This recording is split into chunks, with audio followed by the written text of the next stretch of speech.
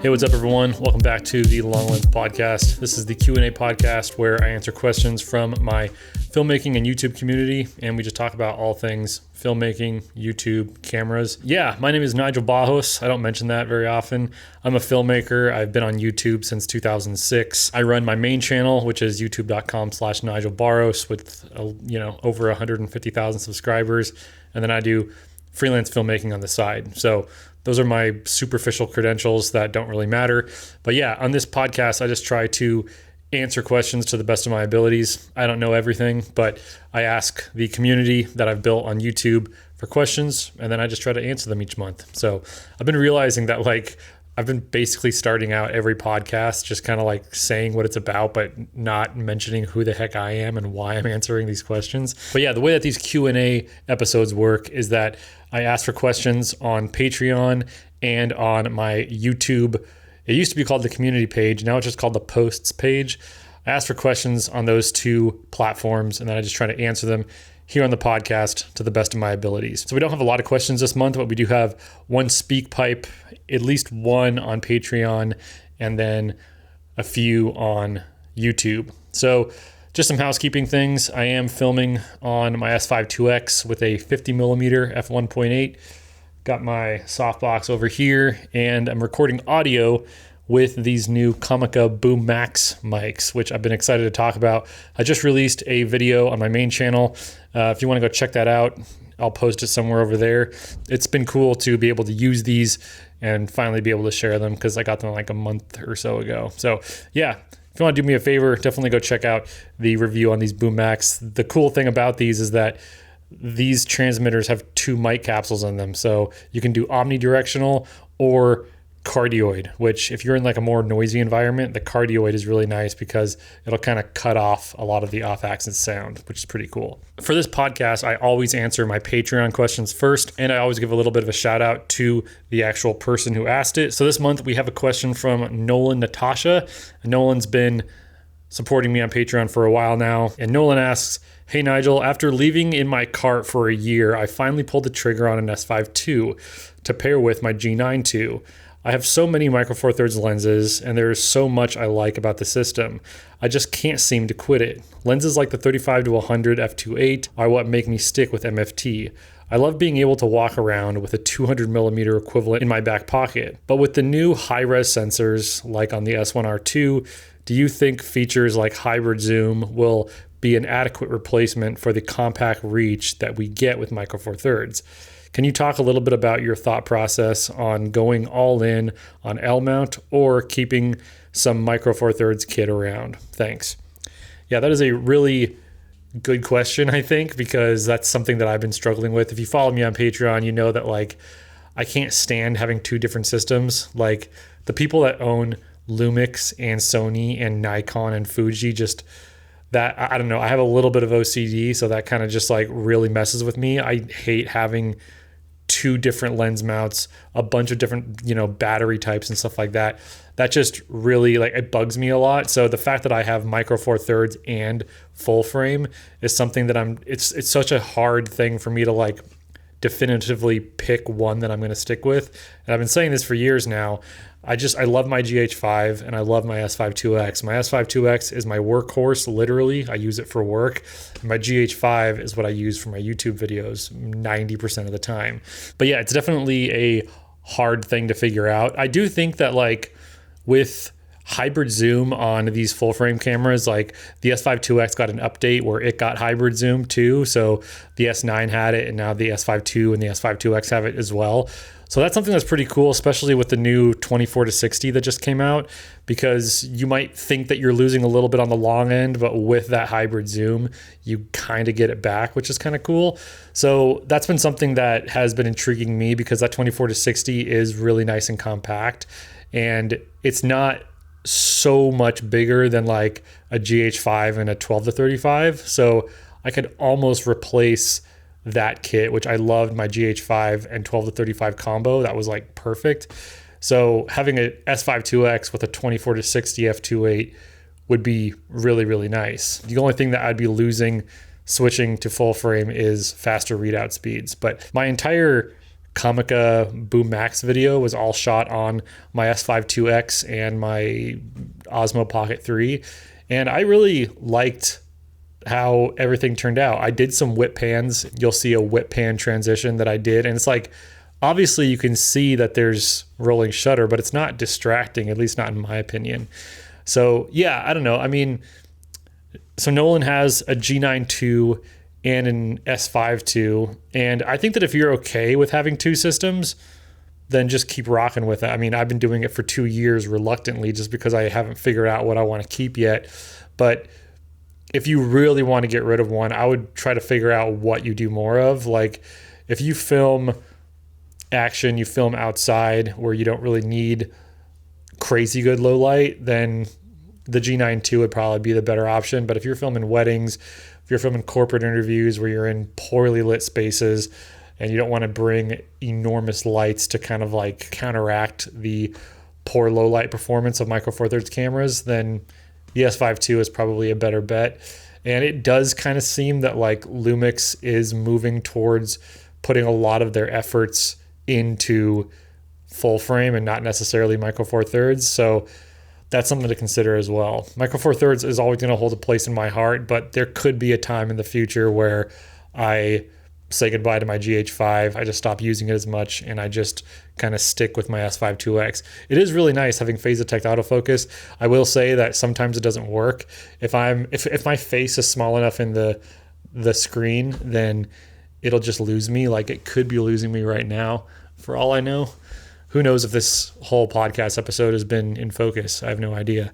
But yeah, sometimes autofocus can be a little bit overrated. So thank you, Nolan, for that question. And now we actually have a SpeakPipe message from Ivan, who is a legend. He has been supporting me on Patreon for a while now. And this is what Ivan has to say. Hi, Nigel.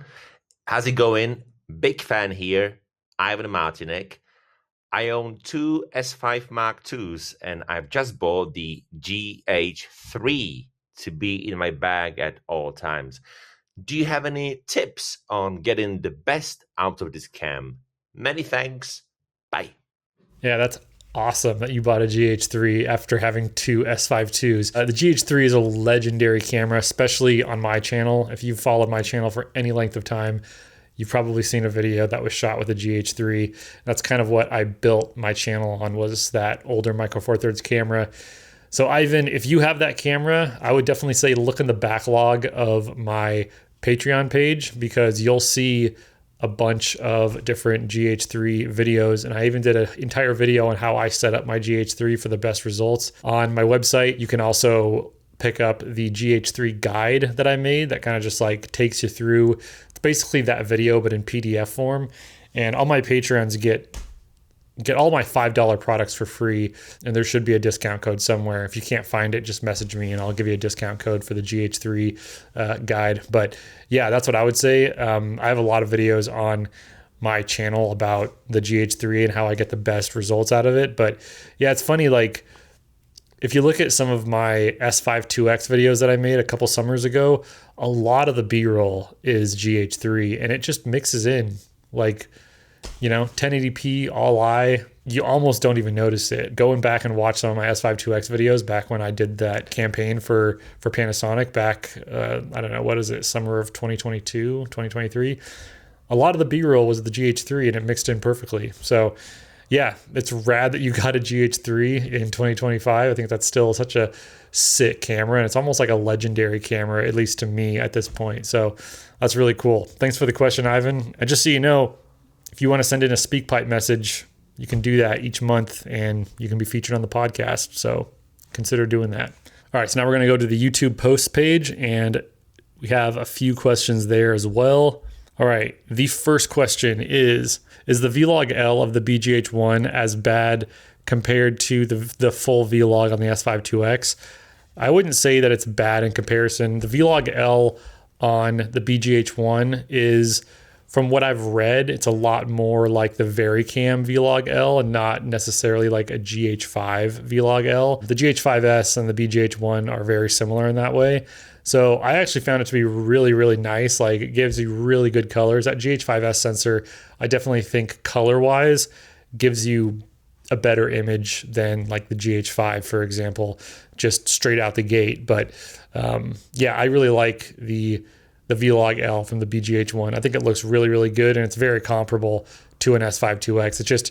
But it's a different sensor, obviously. So it's like, it just has, I don't know, it has a je ne sais quoi. It just looks really nice. So I think of like out of all of the Lumix cameras that I've used, I like the image from the BGH1 the most, even more so than my S5 IIX, just with like a Rec 709 LUT put on top of it. The footage out of the BGH1 looks superior in my opinion. It just looks organic.